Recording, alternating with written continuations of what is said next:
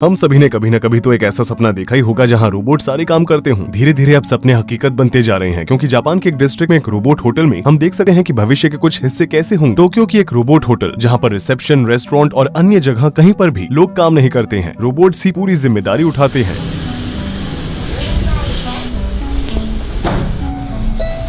Reception में check in करने के लिए सबसे पहले हम मेल रोबोट के पास गए, जो हमारे सबसे करीब था।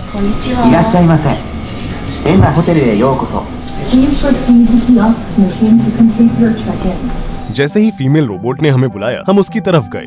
Welcome to Hanna Hotel. Please use the touch panel to select your language. Please scan your passport page with your picture on the device. Robot द्वारा दिए गए इंस्ट्रक्शन के हिसाब से हमने अपने पासपोर्ट स्कैन किए, डॉक्यूमेंट्स पर साइन किया और फिर रोबोट ने हमें ग्रीट किया और हमारी जानकारी लेने के बाद हमें पेइंग मशीन की तरफ इशारा किया। हम इस मशीन के जरिए अपने आप ही भुगतान कर रहे हैं, इसमें कोई भी इंसान शामिल नहीं है। जापानी कल्चर में झुककर ग्रीट करना बहुत ही आम बात है। आखिरी बार एक दूसरे को ग्रीट करने के बाद हम रिसेप्शन से चले गए। देखो वहाँ पर कुछ है।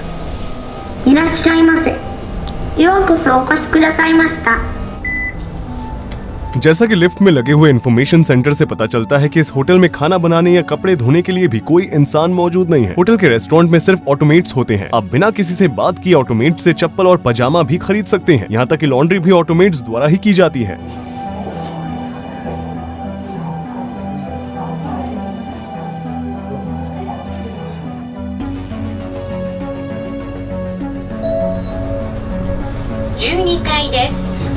फेस रिकॉग्निशन की मदद से कमरे का दरवाजा अपने आप ही खुलता है। कमरे के अंदर जाते ही टेलीविजन अपने आप ही चालू हो गया और एसी भी अपने आप चालू हो गया। यहाँ एक कैबिनेट है, वो क्या है?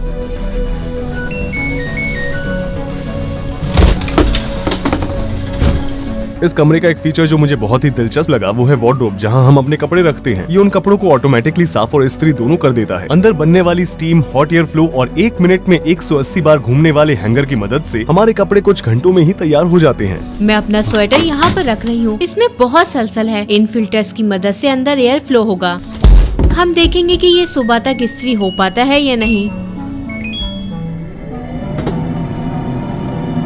हमारे बगल में ही एक स्मार्ट टेलीफोन और कमरे को कंट्रोल करने के लिए सिरी जैसा एआई रखा गया है।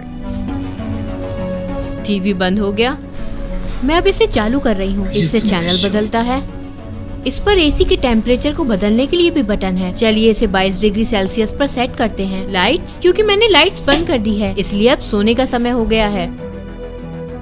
अगले दिन रोबोट्स ने खिड़कियों और फर्श को साफ किया और हमने ये भी जाना कि रोबोट सामान भी उठाते हैं।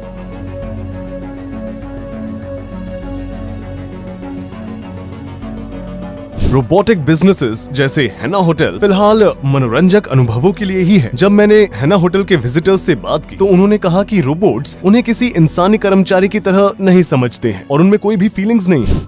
काफी हद तक एम्प्लॉयमेंट कॉस्ट को बचाने के लिए जापान पहले से ही आधे मिलियन से भी ज्यादा रोबोट्स वर्कर्स को एम्प्लॉय कर चुका है। ये सभी देशों के बीच कायम किया गया बहुत बड़ा रिकॉर्ड है और उनकी बड़ी कंपनियों ने अगले 10 वर्षों में इसे 1 मिलियन से ज्यादा करने का गोल सेट किया है। टोक्यो में कई सारी जगहों पर रोबोट्स काम करते हैं, जैसे कि टेलीकम्युनिकेशन कंपनियों में और बैंकों में। इस रोबोट का नाम पेपर है। ये कैसे काम करता है? ओह, क्या ये हमारी बातें समझ पा रहा है? जैसे लोग इसके साथ बर्ताव करते हैं, ये भी ठीक उसी तरह उनके साथ बर्ताव करता है। इसलिए अगर आप उसके सामने गुस्से में आएंगे तो वो भी आपके साथ गुस्से से ही बर्ताव करेगा। जब वो पहली बार किसी से मिलता है तो वो शर्माता है और अनकंफर्टेबल हो जाता है, लेकिन कुछ समय बाद उसकी भावनाओं में बदलाव उस व्यक्ति के बर्ताव के अनुसार अच्छे या बुरे रूप में देखा जा सकता है। जब बाकी लोग डिजाइन कर रहे थे कि हमारा भविष्य कैसा दिख सकता है, तब तक जापान उन सब से आगे भी निकल चुका था। इसलिए हमने टोक्यो में एक रोबोट फेयर में हिस्सा लिया, ताकि हम आपको दिखा सकें कि कैसे कुछ कामों को सिर्फ रोबोट्स ही संभालेंगे। अब उन रोबोट्स को देखते हैं जिनका इस्तेमाल इंडस्ट्री में किया जाता है। उसके बाद हम उन रोबोट से भी मिलेंगे जो बिल्कुल इंसानों की तरह दिखाई देते हैं। रोबोट जो एयर प्रेशर की मदद से बॉक्सेस को एक जगह से दूसरी जगह पर लेकर जा सकते हैं। वे बड़े बड़े पैकेज भी उठा सकते हैं। इन सिलिकॉन्स के जरिए हवा को वैक्यूम करता है। ये सामान को उठा भी सकता है और नीचे भी रख सकता है। ये सच में बहुत भारी है। लोग रोबोटिक आर्म्स की मदद से ऐसे काम भी कर सकते हैं जो करने के लिए उनमें पर्याप्त शक्ति नहीं है। ये 13 किलो या 28 पाउंड का है। क्योंकि हमने रोबोट के पावर से फायदा पहुंचने की बात की थी, यहाँ एक व्यक्ति है जो रोबोट की पूरी बॉडी को कंट्रोल कर रहा है। वो अपने बाएं हाथ से उसके बाएं हाथ को कंट्रोल कर रहा है और दाहिने हाथ से उसके दाहिने हाथ को कंट्रोल कर रहा है। ऐसे रोबोटिक आर्म्स भी हैं जो कैरी करने वाले बैंड पर भी कैप लगाते हैं। रोबोटिक आर्म्स जो बहुत ज्यादा टैलेंटेड हैं और इंसानी हाथों की तुलना में तेजी से काम करते हैं। ये उन सभी को एक ही ऑर्डर में रख रहा है। देखिए कितना कम गैप है, बिल्कुल ना के बराबर। ये इस बात का एक और सबूत है कि वे कितने परफेक्ट और फास्ट हैं। ये एक सिस्टमैटिक टीम वर्क की तरह, जहाँ एक रोबोट छोटे सफेद बॉक्स को बैंड पर रखता है, वहीं दूसरा उन्हें एक बड़े बॉक्स में रखता है और भरे हुए बड़े बॉक्सेस को उनकी सही जगह पर लेकर जाता है। 特徴を生かして人と同じ道具や周辺装置をそのまま利用する अच्छा, तो बड़ा बॉक्स आता कहाँ से है? पीछे मौजूद एक रोबोट बॉक्स बनाता है और उन्हें बैंड की मदद से दूसरे रोबोट तक पहुँचाता है। 以来10年 वे बिना थके काम कर रहे हैं। उनमें से कई तो इंसानों से भी ज्यादा तेज काम करते हैं।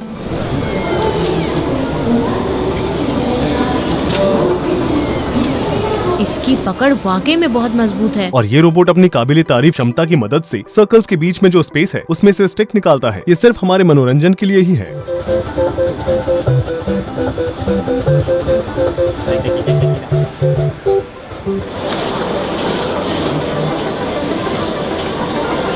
एक ऐसा रोबोट जो हेल्थ सेक्टर में काम करने के भी काबिल है।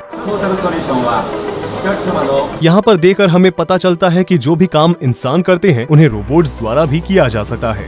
ये वे रोबोट थे जिनका इस्तेमाल इंडस्ट्री में किया जाता है। क्या इन मैकेनिकल इंटेलिजेंस के भी कुछ उदाहरण हैं जिन्होंने मनुष्य की तरह समझ हासिल कर ली है? इसी बात का जवाब ढूंढने हम सबसे बड़े साइटेक म्यूजियम मिराइकन गए। रास्ते में हम बेशक एक रोबोट कैफे में रुके। यहाँ कोई भी इंसान नहीं है जो कॉफी सर्व करता हो।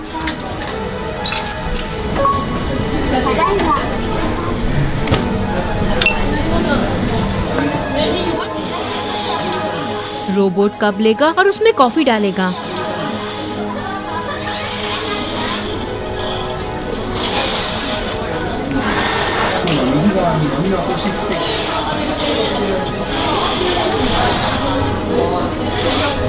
कैफे के पास रोबोटिक डॉग्स भी थे। His name Ivo. Stroke head and pee and back. So happy. क्या मैं इसे पकड़ सकती हूँ? Oh, okay, oh, okay. So cute.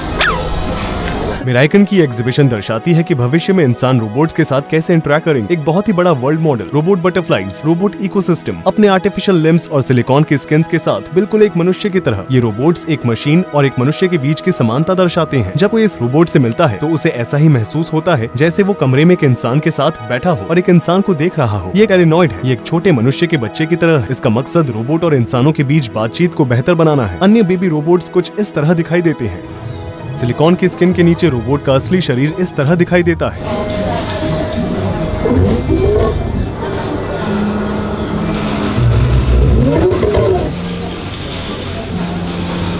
इस रोबोट का चेहरा काफी हद तक इंसानों जैसा दिखता है और ये हमें पूरी तरह से चौंका देता है। हम उसके चेहरे को देखकर इसे भावनाओं वाला इंसान समझकर आसानी से धोखा खा सकते हैं।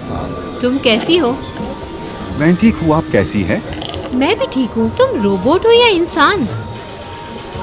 मैं एक रोबोट हूँ। तुम बिल्कुल इंसान की तरह लगती हो। हाँ, मुझे इंसानों द्वारा ही बनाया गया है। क्या मैं तुम्हें छू सकती हूँ? नहीं, क्यों? मुझे इसके लिए डिजाइन नहीं किया गया है। ठीक है, तुम्हारी उम्र क्या है? मेरी उम्र 2 साल है। तुम्हारी आवाज बिल्कुल भी लड़की जैसी नहीं है। हाँ, शायद मेरी प्रोग्रामिंग में कोई खराबी है। हाँ, शायद कोई तकनीकी खराबी है। हाँ, तुम्हारी आंखें बहुत लाल दिखाई दे रही हैं। आपने ऐसा क्यों कहा? क्या तुम मुझे इधर उधर होते देख सकती हो?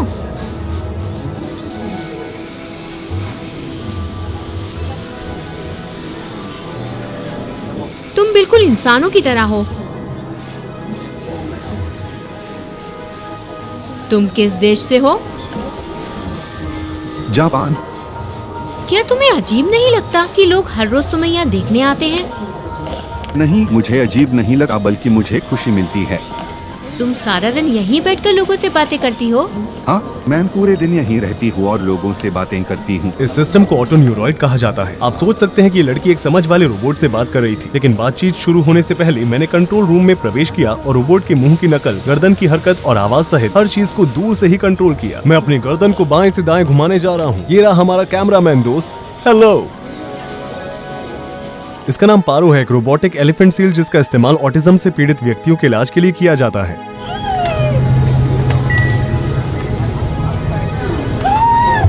फिर हमने मशहूर रोबोट असीमो का शो देखा। そろそろ行きます。準備はいいですか？ ये 5.6 मील प्रति घंटे की स्पीड के साथ प्लेटफॉर्म पर अपना बैलेंस बनाए हुए तेजी से दौड़ रहा था। इसने हमें बताया कि हमने पृथ्वी को कैसे प्रदूषित किया। 美しい地球の姿を多くの人と共有するための地球ディスプレイです。 एक पैर पर कूदा, गाना गाया 今日の空は और एक पॉइंट पर रखी गई बॉल पर पीछे कदम लेकर शॉट लिया।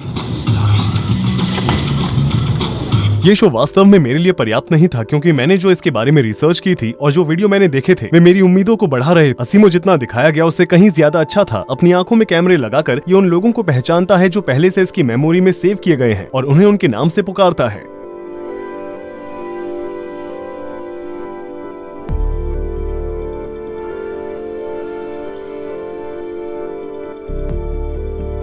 जब कोई भी उससे बात करता है तो वो उस व्यक्ति की तरफ मुड़ता है और कम शब्दों में बात करता है। जब उसके सामने कोई बाधा या कोई व्यक्ति आता है तो वो अपनी दिशा बदल देता है। जब कोई उसके साथ हाथ मिलाता है तो वो भी हाथ मिलाता है। वो एकदम सही ढंग से अपनी उंगलियों और हाथों का इस्तेमाल करता है। शो खत्म हो जाने के बाद और लोगों के चले जाने के बाद हमने देखा कि अटेंडेंट्स ब्लैक स्पॉट्स को कवर कर रहे थे। असीमो की हर चाल को पहले से ही प्रोग्राम किया गया था। रोबोट अपने आप ही नहीं चल रहा था। उसके बाद हम वापस रोबोट होटल आ गए। जबकि हम डिजाइन कर रहे हैं कि हमारा भविष्य कैसा दिख सकता है, तब तक जापान इसमें सफल भी हो चुका है। ये देश आज से 5 से 10 साल बाद हमारे निकट भविष्य को दर्शाता है। उम्मीद करता हूँ कि निकट भविष्य में मैं जिंदा रहूंगा। मैं इस देश से एक और वीडियो अपलोड करना जारी रखूंगा, तो बने रहें और मेरे चैनल को सब्सक्राइब करें। रोहित चैनल यहाँ पर था।